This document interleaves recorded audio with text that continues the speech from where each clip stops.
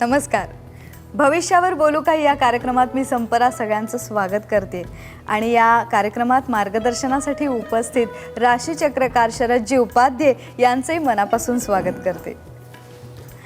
वधूवर गुणमेलन हे आपण कुंडलीचा अभ्यास करून पत्रिकांवर लक्ष टाकून कसं आपल्याला अभ्यासता येतं हे जाणून घेतलं. पण अजून कितीतरी मुद्दे आहेत ना माझ्या मनात, तुमच्या मनात. म्हणूनच आपण याविषयी चर्चा करत राहणार आहोत. आणि आज खास चर्चेसाठी विषय निवडलाय तो म्हणजे आपल्या सगळ्यांच्याच मनातला की एक नाड दोष म्हणजे नेमकं काय असतं. आणि एक नाड दोष का एक नाडी दोष हे सुद्धा आपण शाब्दिक गुंत्यात खूप अडकत जातो. जाणून घेऊया थेट शरदजींशीच बोलू.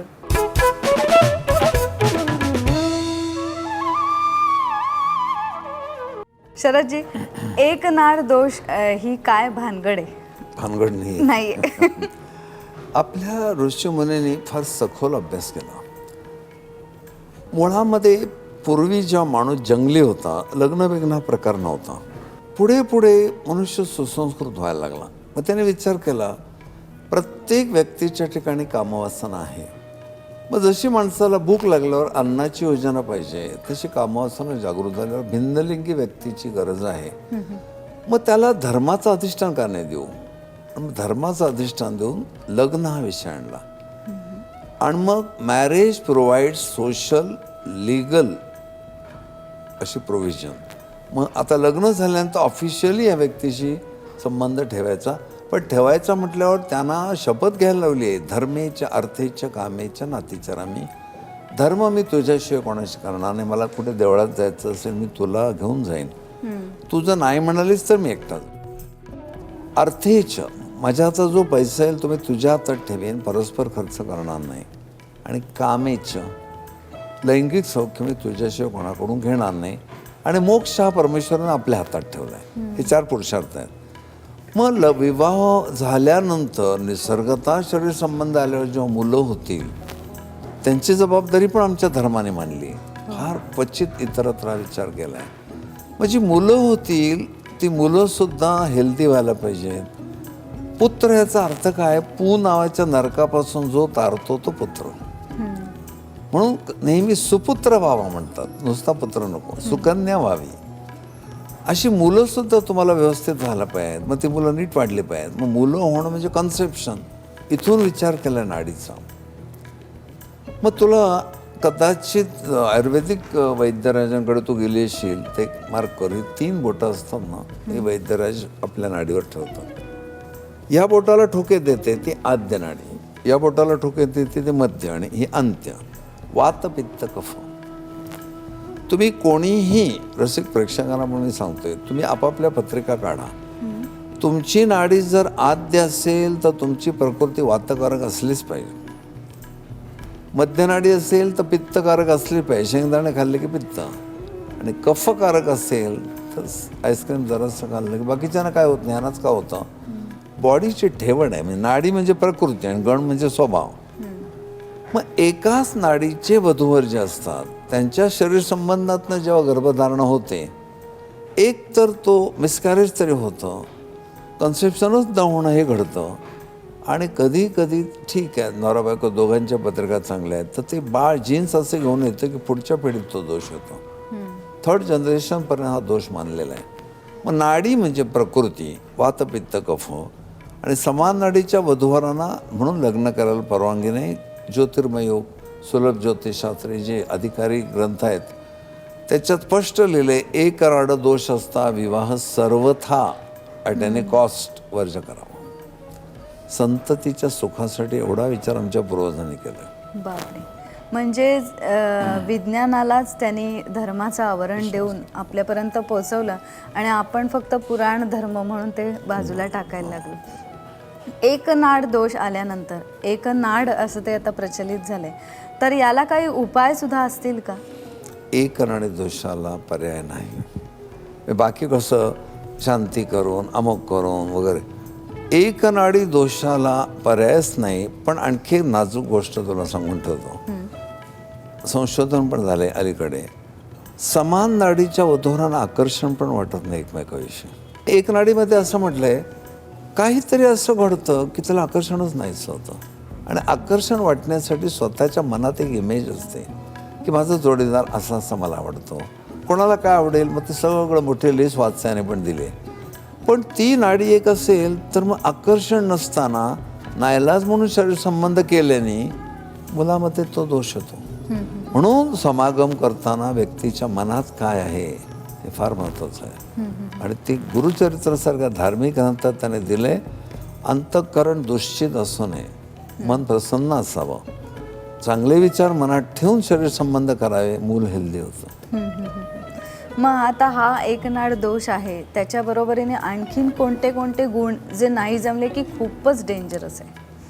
म्हणजे मगाशी तुम्ही बोलता बोलता एक चर्चेत उदाहरण दिलं की एका बाईला अपत्यच नको होतं, मला नसलं तरी चालेल पण मी संसार करेन. तर या एका तुमच्या अनुभवाबद्दल सांगा. सप्तपदी हा जो कार्यक्रम आहे माझा, जो वर्कशॉप म्हटलं मी तुला, 10 ते 6 या मुलांना मी गाईड करून, तिथे एक मुलगा मुलगी, मला शंका आली ह्यांचं ऑलरेडी जमले आणि हे आले, तर मी आधीच सांगितलं होतं ज्यांनी ठरवलं स्वतःचं त्यांनी येऊ नका, कारण मग इथे तुम्हाला एक नाड वगैरे कळते आणि मग प्रॉब्लेम होतो. तर ती मुलगी ते मुलगा त्यांनी सरळ ओळख करून देताना मान्य केलं की आमच्या दोघांचं प्रेम आहे, आम्ही दोघांनी लग्न करायचं ठरवलं आहे, पण आम्ही आलो अशासाठी की आम्हाला खूप आवडतं ऐकायला तुम्ही काय सांगता.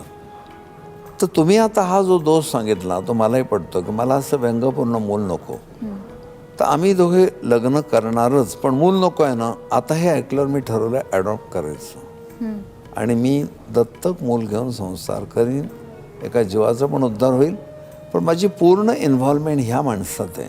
मला बाकी मुलं बिला मग तुम्हाला आता विचार करायचा नाही, ह्याच्याशिवाय मी कोणाला वर्ण शक्य नाही. मी त्याला माझ्या हृदयात बसवलं आहे, रिप्लेसमेंट शक्य नाही असं ठरवून त्या मुलीने निर्णय घेतला. पुढे काय झालं मला माहिती नाही, कारण तेवढ्यापुरता माझा संबंध येतो.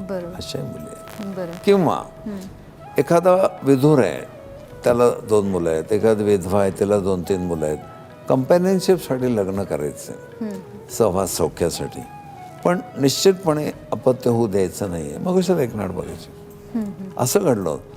अतिशय सुंदर मुलगी दिसायला, पण सर्वांगावर कोड, गालावर वगैरे पांढरा, तर तिचं कोडवाल्याशीच प्रेम जमलं. आणि ते म्हणाले आपण असं कशाला उगीच एखाद्या मुलाला जन्म द्यायचा, त्याच्यामध्ये पुन्हा कोड येईल. तर त्या मुलीने विवाहापूर्वी ऑपरेशन करून घेतलं संततीनं होण्यासाठी.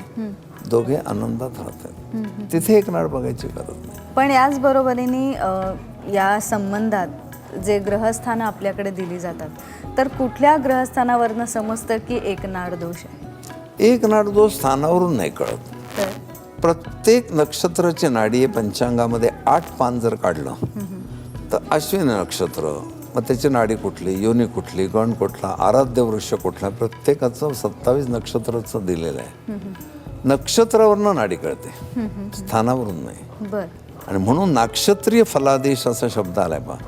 गुणमेलन आम्ही जे करतो ते नक्षत्रांचं करतो. मग तू म्हणशील राशी आणि नक्षत्र याच्यात फरक काय आहे?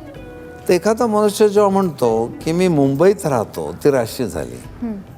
पण आम्ही म्हणतो मुंबईत कुठे राहता, आणि तो जेव्हा सांगतो की मी मलबार हिलवर राहतो, मग ते नक्षत्र वेगळं. परळ म्हटलं तर आपल्याला कळतं थोडं वेगळं आहे, आर्थिक आहे. दादरला राहिला मध्यमवर्गीय. तसं मेष राशी तडफदार, पण मेषातलं अश्विनी नक्षत्र जेवढं तडफदार तेवढं भरणी नाही. आणि मेष भरणी कृत्तिका 2.25 नक्षत्र असतात. कृत्तिकेचं वर्णन वेगळं. म्हणून राशीवरून मी स्वभाव सांगतोय, ढोबळ मानाचे असतात. रामायण काळी राशी नव्हत्या, नक्षत्रच होते. तर नक्षत्र कुठलं यावर लगेच नाडी कळते. पंचांगामध्ये काढावं तरी 27 नक्षत्राची सगळे नाड्या वगैरे दिलेल्या आहेत. म्हणून नक्षत्रांना फलादेश द्यावा. पण ज्या वेळेला पत्रिका पाहिली जाते आणि मग लग्न जुळतं का नाही हे ठरवलं जातं, त्यावेळेला इतकी कारणमीमांसा दिली जात नाही. त्यामुळे विश्वास ठेवायचा की नाही याचा प्रश्न पडतो. कारणमीमांसा दिली जात नाही याचं कारण लग्नाची घाई भटजी असते, फुलवाल्याला असते, हॉलवाल्याला असते, वरमाय असते, तिला असते. मुलामुलींचा विचारच कोणी करत नाही. मुलगी उजवून टाकायची असं नाही. म्हणूनच आपण हे गैरसमज दूर होतात, मग आनंद होतो. आपण पुढच्या मुद्द्यांकडे वळूया. आपण मला तुझे आभार मानले पाहिजेत. गुरुचरित्रात जसं ते नामधारकाला सिद्ध सांगतात, अरे तू माझा बोध समुद्र उचंबळलास, तसं तुझ्या प्रश्नाने मला एक एक आणखी आतलं बाहेर येते. तर मी तुझे सगळ्यांतर्फे आभार मानतो. आणि आज आपण चर्चेसाठी जो विषय हाताळतोय, एक नाड दोष, याविषयी जाणून घेऊया. आणखीन पुढची विस्तृत चर्चा होणं महत्त्वाचं आहे, कारण सुरुवातीला कळलं की याच्यातनं पुढच्या संततीला सुद्धा समस्या निर्माण होऊ शकते. म्हणजे नेमकं काय, हाच प्रश्न मी शरदजींकडे वळवते. त्यापूर्वी संपदा मला एक विचारायचं आहे की तुझ्या पिढीतल्या मुलीला आता हे जे मी सगळं सांगतोय, कदाचित तुमच्या पिढीला पहिल्यांदा असं वाटायचं कसले ॲस्ट्रॉलॉजी आणि काय वगैरे, पण हे ऐकल्यावर कुतूहल वाढलंय का की अरे बापरे, आपल्या ऋषीमुनींनी एवढं शोधून काढलंय असं वाटतं ना? नक्कीच. म्हणजे जेव्हा जेव्हा तुम्ही त्याला वैज्ञानिक दृष्टिकोन देताय ना, तेव्हा तेव्हा ते आणखीन असं वाटतं डोळ्यासमोर दिसायला लागतं. मुळात वैज्ञानिक पातळीवरच ही शास्त्र लिहिली गेली. धार्मिकता थोडी त्यात नंतर आणली. 16 सोमवार करून मुलगा कसा होतो एका पाश्चात्य डॉक्टरने शोधलं. तो म्हणाला, ह्या ऋषीमुनींचं आम्हाला कौतुक वाटतं की त्यांनी 16 सोमवार केलेल्या स्त्रीच्या ठिकाणी जी काही सगळे चेंजेस होतात बॉडीमध्ये हार्मोनचे, तर मुलगा व्हायला अनुकूल होतात. पण मुलगा होण्यासाठी कुठलं तरी हे द्या, औषध द्या असं नको, मानसिक बळ पण पाहिजे. मी शंकरांची उपासना करते, उपास करते, ह्या तेजाने ती बाई मुलाला जन्म देते. त्यांनी धार्मिकता आणि ही जी सगळी वैज्ञानिकता एकत्र करून फार मोठं कार्य केलं. एक नाडीशी खेळू नये असं माझं मत आहे, जर इश्यू हवा असेल तर. पण तू बघाशी जो पॉईंट म्हणला, मुलं होऊ द्यायची नसली तर एक नाड बघायला हरकत नाही, तरी एक पॉईंट उरतोच की आकर्षण नाही. बरोबर. याच्या पुढे जाऊन की जो तिसऱ्या पिढीपर्यंत दोष जाऊ शकतो, म्हणजे नेमकं काय?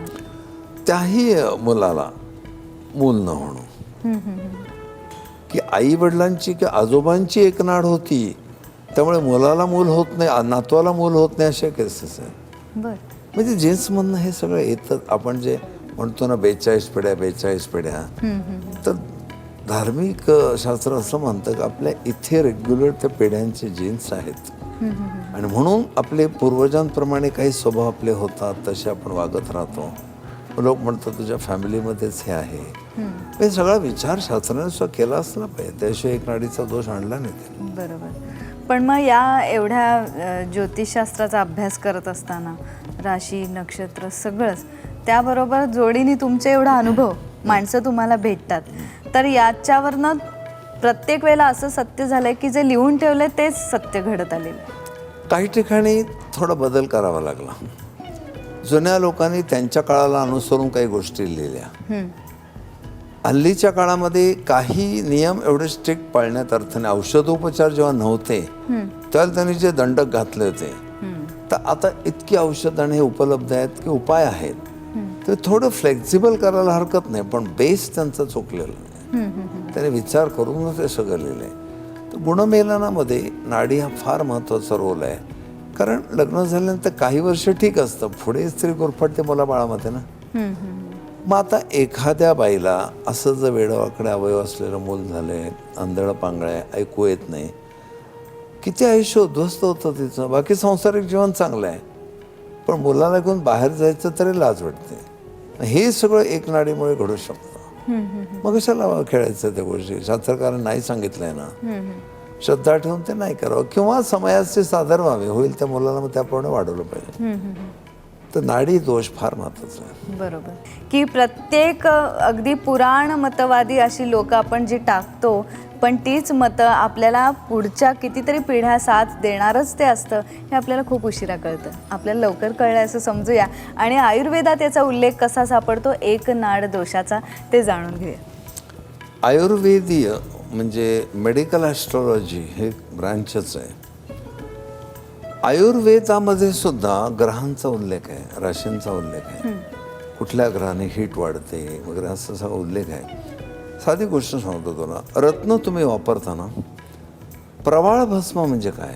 पोळ्यापासून बनवलेलं. हिरक भस्म हिऱ्यापासून बनवलेलं. मौक्तिक भस्म मोत्यापासून बनवलेलं. तर आयुर्वेदाचा उल्लेख केला म्हणजे थोडं रत्नाला स्पर्श करतो म्हणजे कळेल. आयुर्वेदात असं सांगितलं आहे, हिरा हा विधवा, विद्यार्थी आणि ब्रह्मचारी याने वापरू नये. नवीन लग्न झालेल्या जोडप्याने अवश्य वापरावा आणि वेश्याने सतत वापरावा. एक साधं वाक्य, पण लगेच आपल्या लक्षात येतं विधवा विद्यार्थी आणि ब्रह्मचर्य यांनी का वापरू नये, म्हणजे हे कामवासना वाढवत असलं पाहिजे. वेश्यानी सतत का वापरावं, त्यांचा धर्मच आहे तो पुरुषाला आकर्षित करणे. आणि नवीन लग्न झालेल्या जोडप्याला त्याची खूप गरज असते.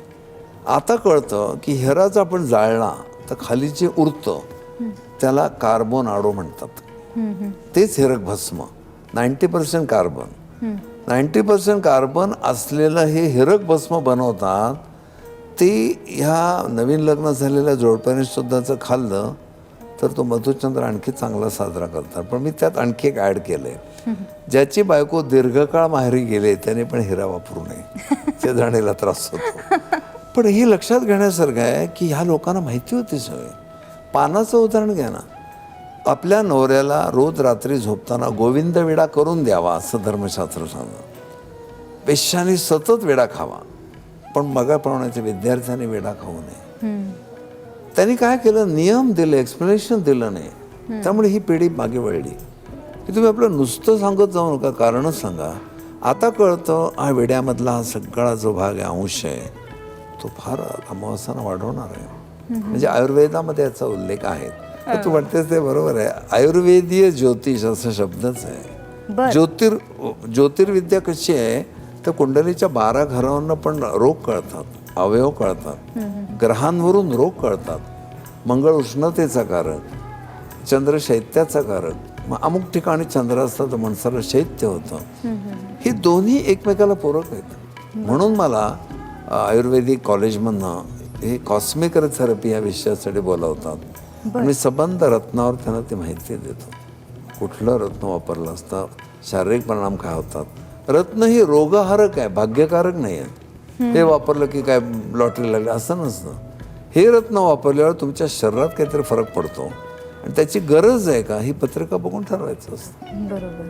आणि ते तुमचं आरोग्य ठीक राहिलं की तुम्ही येणाऱ्या संकटावर मात करू शकता. जसं आपण बी कॉम्प्लेक्स घेतो, बॅलन्स करतो ना, तसं एक कॉस्मिक रे थेरपी सायन्स आहे. तुमच्या शरीरात सप्तरंग आहेत आणि ते प्रिझममधनं तुम्ही पाहिलेत. डोळे पाहिले तर डोळ्याच्या खाली लाल रंग दिसतो. लाल रंगामुळे आपल्याला दृष्टी येते. आंधळ्या माणसाकडे पाहत्या लाल रंग नसतो. किंवा नोज इज ग्रीन, नाकावर हिरवा रंग आहे. श्वसनच सगळं हिरव्या रंगामुळे होतं. म्हणून हिरवा रंगाचा निषेध नाही केला, सदा हरित म्हटलंय.